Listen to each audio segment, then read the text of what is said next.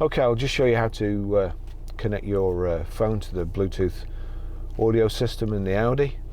First of all, we need to make sure Bluetooth's on. So Bluetooth on.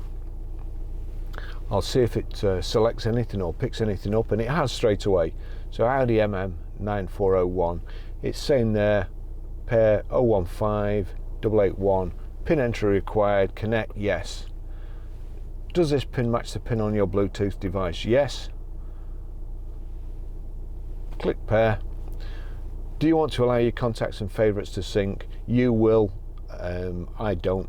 Actually, I will do, so I'll allow it because I am using this car at the moment. And it's connected. It's as simple as that.